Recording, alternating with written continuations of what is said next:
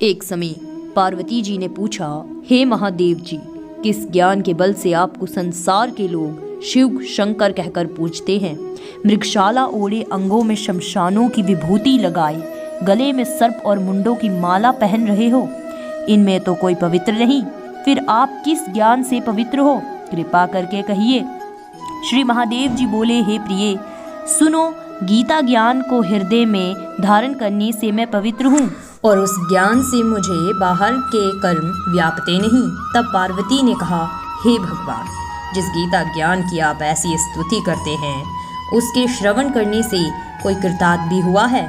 तब महादेव जी ने कहा, इस ज्ञान को सुनकर बहुत जीव कृतार्थ हुए हैं और आगे भी होंगे। मैं तुमको एक पुरातन कथा सुनाता हूँ। शूद्रवर्ण एक प्राणी था जो चंडालों के कर्म करता था और तेल लवण का व्यापार करता था। उसने बकरी पाली। एक दिन वह बकरी चराने को वन में गया और वृक्षों के पत्ते तोड़ने लगा। वहां सर्प ने उसे डस लिया, जिससे तत्काल उसके प्राण निकल गए। मरकर उसने बहुत नरक भोगे। फिर बैल का जन्म पाया। उस बैल को भिक्षुक ने मोल ले लिया। उस पर चढ़कर सारा दिन भिक्षा मांगता फिरे। जो कुछ भिक्षा मांगकर लाता वह कुटुंब के साथ मिलकर खा लेता। वह बैल सारी रात द्वार पर बंधा रहता था। उसके खाने पीने की भी खबर नहीं रखता था वह भिक्षुक। कुछ थोड़ा सा भूसा उसे खाने को दे देता था। जब दिन चढ़े फिर बैल पर चढ़कर मांगता फिरता था। कई दिन गुजरे, भूख का मारा गिर पड़ा, पर उसके प्राण नहीं छूटे। नगर के लोग देखा करें, कोई तीरथ का फल दे, कोई व्रत का फल दे, पर उस बैल के प्राण छूटे नहीं। एक दिन गणिका आई। उसने मनुष्यों से पूछा, ये भीड़ कैसी है? तो उन्होंने कहा, इसके प्राण जाते नहीं। अनेक पुण्यों का फल दे रहे हैं तो भी उसकी मुक्ति नहीं होती। जब गणिका ने कहा, मैंने जो किया है उसका फल इस बैल को मिले, इतना कहते ही बैल की मुक्ति हुई।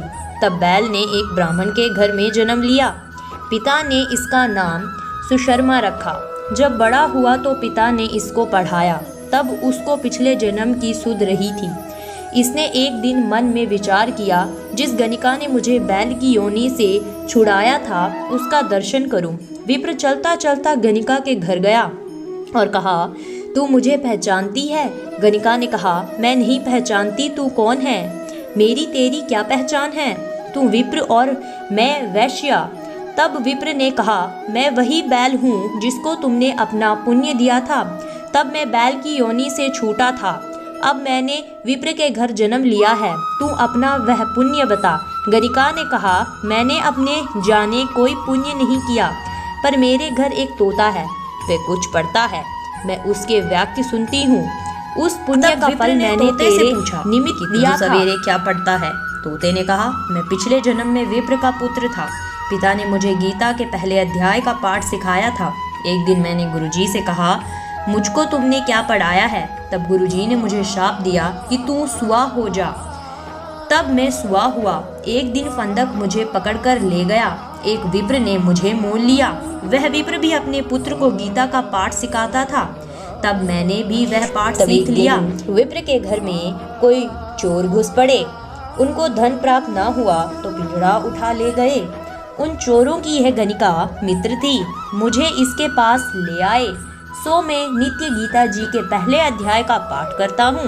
वही ये गणिका सुनती है, पर इस गणिका की समझ में नहीं आता जो मैं वह पुण्य तेरे निमित्त दिया था। सो हे पार्वती, गणिका ने भी भले काम ग्रहण किए, नित्य प्रति स्नान करे और गीता के पहले अध्याय का पाठ करती थी वह। इससे उसकी मुक्ति हुई। तब शिवजी ने कहा, हे प्रिय, जो कोई अजान कर भी गीता का पाठ करे या उसका श्रवण करे, उसको भी मुक्ति मिलती है। गीता में बहुत शक्ति है। श्रवण करने से यदि मुक्ति मिलती है तो खुद पाठ करने से तो ईश्वर की प्राप्ति